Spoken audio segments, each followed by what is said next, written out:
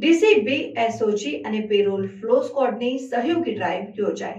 24 કલાકની અંદર વિશેષ બ્રાન્ચ હેઠળ 27 તીક્ષ્ણ હથિયાર અને એક ગેરકાયદેસર પિસ્તોલ કબજે કરવામાં આવ્યા છે, જે શહેરમાં કાયદો કરવા પ્રત્યેની સરકારની પ્રતિબદ્ધતાને પ્રતિબિંબિત કરે છે। આ કામગીરીમાં અનેક જાસૂસી અને સુરક્ષા સંસ્થાઓએ સંયુક્ત રીતે કામ કરીને ગુના કબજે અને ગેરકાયદેસર હથિયારોને રોકવા માટે મહત્વપૂર્ણ પગલાં લીધા। આ વિશિષ્ટ ડ્રાઈવ દ્વારા જિલ્લા પોલીસ અને અન્ય સુરક્ષા વિભાગોએ સ્થાનિક સમુદાયમાં સુરક્ષા અને શાંતિને સ્થિર કરવાની દિશામાં મહત્વપૂર્ણ યોગદાન આપ્યું છે।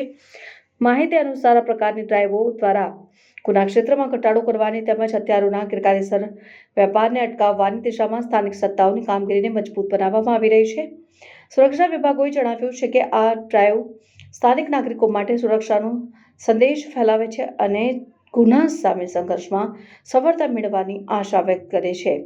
આ પ્રવૃત્તિને સ્થાનિક અધિકારીઓ અને સમુદાયોના સભ્યો દ્વારા સકારાત્મક પ્રતિસાદ મળ્યો છે અને શહેરમાં કાયદા કરવા અને ગુના નિયંત્રણ માટે આ પ્રકારની તાત્કાલિક અને નિષ્ઠાપૂર્વકની કામગીરીને ઉજાગર કરી સ્થાનિક સરકાર અને સુરક્ષા વિભાગો ભવિષ્યમાં પણ આવી કામગીરી ચાલુ રાખવાનો સંકલ્પ વ્યક્ત કરે છે।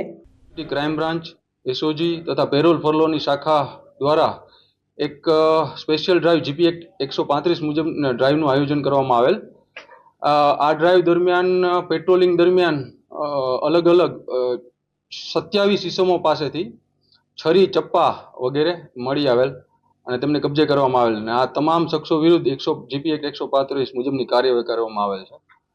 આ ડ્રાઈવ દરમિયાન એસઓજી શાખા પીઆઈ એસએમ જાડેજા તથા તેમની ટીમ દ્વારા એક ઈસમ જેનું નામ છે પ્રેમજીભાઈ ધમજીભાઈ રાફુચા, તેને ગેરકાયદેસર હથિયાર સાથે પણ ઝડપી પાડવામાં આવેલ છે। આ શખ્સ વિરુદ્ધ આર્મ્સ એક્ટ મુજબની કાર્યવાહી કરી વધુ તપાસ તજવીજ ચાલુમાં છે।